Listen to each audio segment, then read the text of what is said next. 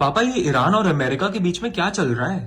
बेटा, जो America Iran tension है आप न्यूज रूम में देख रहे हो वो सिर्फ पॉलिटिक्स का ड्रामा नहीं है। ये पावर, इकोनॉमी, ऑयल और ग्लोबल कंट्रोल का खेल है। बेटा देखो, 3-4 जनवरी के बाद ईरान के कई बड़े शहरों जैसे तेहरान, इफाहान और शिराज में मास प्रोटेस्ट शुरू हो गया। वजह इसकी सीधी थी, वहाँ इन्फ्लेशन जो है बहुत ऊपर जा चुका है, करेंसी वहाँ की क्रैश हो चुकी है, फूड, ऑयल और रेंट जो है बहुत महंगे हो गए हैं और परचेजिंग पावर बिल्कुल खत्म हो गई है। लोग सड़कों पर उतर रहे हैं, गवर्नमेंट के खिलाफ नारे लगा रहे हैं, इंटरनेट की रिस्ट्रिक्शंस लगी हुई हैं, हैवी पुलिस एक्शन हो रहे हैं। वहां से जो रिपोर्ट्स आ रही है उनके मुताबिक वहां 500 से ज्यादा डेथ्स हो चुकी हैं, 10,000 से ज्यादा अरेस्ट हो चुके हैं। ये ग्लोबल ह्यूमन राइट इशू बन गया है। अमेरिका को इसी से यहाँ एंट्री मिल गई है। बेटा, अमेरिका बाहर से तो बोल रहा है ह्यूमन राइट्स मैटर, लेकिन असली चिंता ऑयल सप्लाई, शिपिंग रूट्स और मिलिट्री बैलेंस की है। ईरान हॉर्मुज स्ट्रेट के पास बैठा है, जहां से 20% वर्ल्ड का ऑयल, 30% ग्लोबल एलएनजी और बिलियंस ऑफ डॉलर का ट्रेड रोज होता है। अगर यह रूट ब्लॉक होता है तो ऑयल प्राइसेस बहुत बढ़ जाएंगी, ग्लोबल मार्केट्स गिर जाएंगे, जो वर्ल्ड वाइड इन्फ्लेशन का खतरा है वो बढ़ जाएगा। 2022-23 में जब रेड सी और मिडिल ईस्ट अनस्टेबल हुए थे, तब ऑयल प्राइसेस ने पूरी दुनिया को हिला दिया था।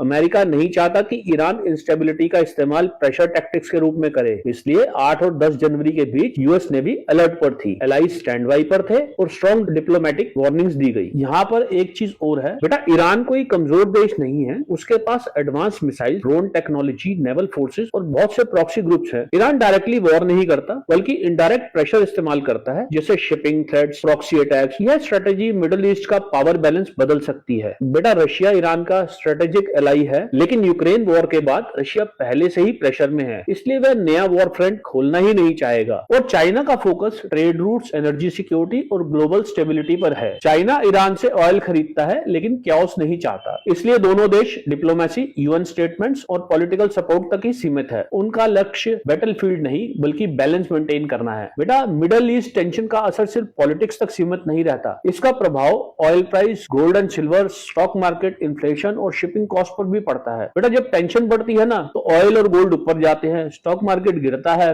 फ्यूल प्राइसेस बढ़ जाते हैं, आम लोग महंगाई में फंस जाते हैं। इसलिए बिग पावर्स हालात को केयरफुली कंट्रोल करती है। आगे देखो, दो पॉसिबिलिटीज मुझे लगती है, या तो ईरान प्रोटेस्ट कंट्रोल कर लेगा और टेंशन सिर्फ स्टेटमेंट्स तक ही रहेगी, मार्केट स्टेबल रहेंगे, या फिर अगर naval incident, missile test, proxy clash या शिपिंग डिसरप्शन हुआ तो यह ग्लोबल क्राइसिस, एनर्जी शॉक और पावर स्ट्रगल बन सकता है। बेटा, यह कहानी सड़कों के गुस्से से शुरू हुई है, लेकिन इसका अंत हो सकता है पावर शिफ्ट, ऑयल कंट्रोल और न्यू वर्ल्ड ऑर्डर पर। दुनिया देख रही है, मार्केट्स रिएक्ट कर रहे हैं और लीडर्स अपनी मूव प्लान कर रहे हैं। नेक्स्ट मूव कौन करेगा, अमेरिका, ईरान या कोई और, ये देखने वाली बात है।